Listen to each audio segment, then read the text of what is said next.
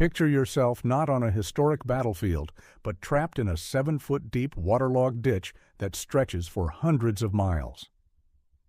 This was the grim reality for millions of soldiers during World War I.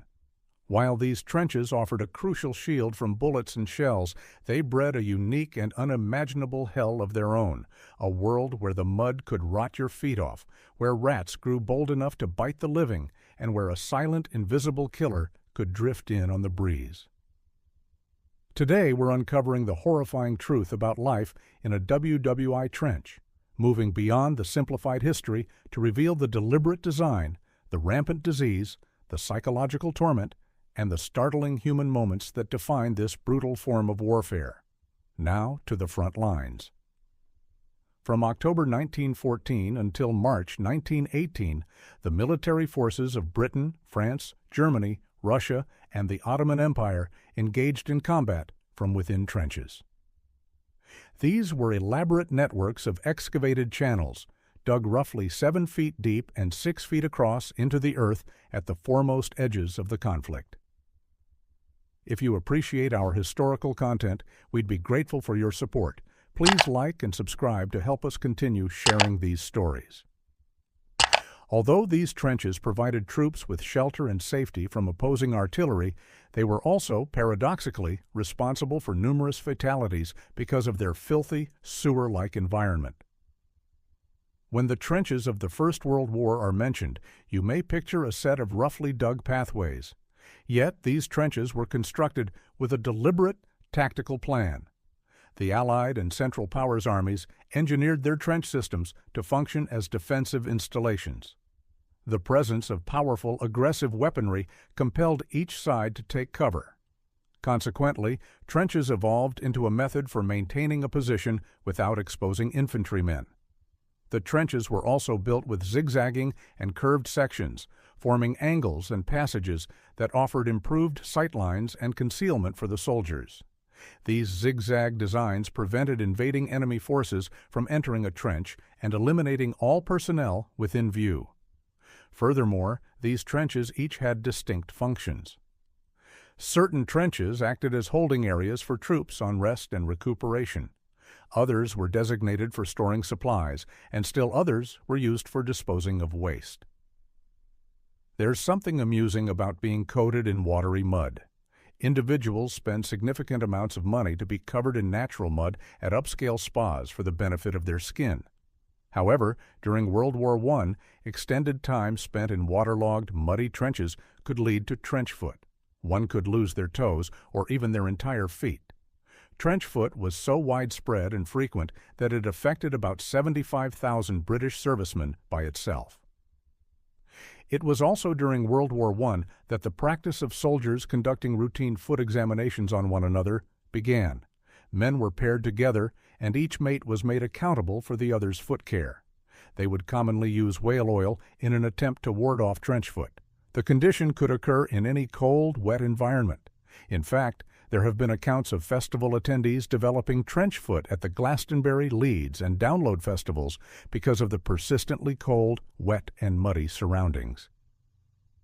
Even though progress in medical science meant that physicians were more capable of caring for soldiers' well-being in World War I compared to earlier wars, it remained frequent for troops to simply become ill and perish. The chilly, wet, and dirty circumstances within the trenches did not help to strengthen the soldiers. The harsh weather conditions made them vulnerable to sickness. Lice were prevalent in the trenches and transmitted illnesses such as trench fever. It was also a common occurrence for soldiers to awaken and discover rats consuming their food supplies. A grim reality. Indeed, the rodents were so audacious they would bite sleeping soldiers. And we must remember that the trenches were the origin for one of history's most lethal epidemics, the 1918 influenza pandemic. Because of the war, soldiers' immune systems, already compromised by poor nutrition and the pressures of battle and gas attacks, were highly susceptible to the disease. The nature of World War I shifted on April 22, 1915, when German troops stunned Allied forces on the Western Front by launching over 150 tons of deadly chlorine gas at two French colonial divisions near Ypres in Belgium. The United States, which joined the war in 1917, also created and deployed chemical weapons. Future President Harry S. Truman commanded a U.S. artillery battery that launched poison gas at German positions in 1918. In total, about 100,000 tons of chemical agents were deployed during World War I, wounding approximately 500,000 soldiers and causing the deaths of nearly 30,000, including 2,000 Americans. Gas assaults were horrifying. It represented an unprecedented form of combat that nobody had anticipated. A gas attack could seriously wound or kill anyone unfortunate enough to be near it. The outcome also hinged on the direction of the wind at that specific moment. Soldiers did not remain in the trenches continuously for months without relief. In actuality, infantrymen typically served in the trenches for periods of 1 to 7 days at a stretch before rotating to close reserve or rest periods. This system reduced the duration a soldier was exposed to the dismal trenches, and the rotation was vital for controlling their stress levels. However, the term rest could be misleading. If units were short-handed, soldiers were often drafted to enlarge and maintain the trenches. On the opposite extreme, some soldiers also used their time away from the front to frequent brothels. By 1918, 1 million French troops had received treatment for sexually transmitted infections. Combat soldiers who faced mortality and brutality for extended periods inevitably developed severe psychological injuries. The intensely stressful environment of trench warfare resulted in acute anxiety and panic attacks. Although medical and Army personnel used phrases like shell shock to explain the phenomenon, which is now identified as post-traumatic stress disorder. Many servicemen diagnosed with shell shock were dispatched to recovery hospitals to heal. In fact, the phrase shell shock was first created during World War I. Some afflicted soldiers were court-martialed and even put to death for military offenses, such as desertion and cowardice. Consider this. 266 British soldiers were executed for desertion, 18 for cowardice, 7 for abandoning their post, 5 for failing to obey an order, and 2 for throwing down their weapons, all because PTSD was not understood. Food in the trenches was a major aspect of World War I. Expectedly, it was awful, but it was crucial for sustaining the troops. The British military by itself hired 300,000 laborers to prepare and distribute food. The diet consisted of meager portions of stewed beef, bacon, vegetables, and bread, though it could take 8 days for the bread to get to the front.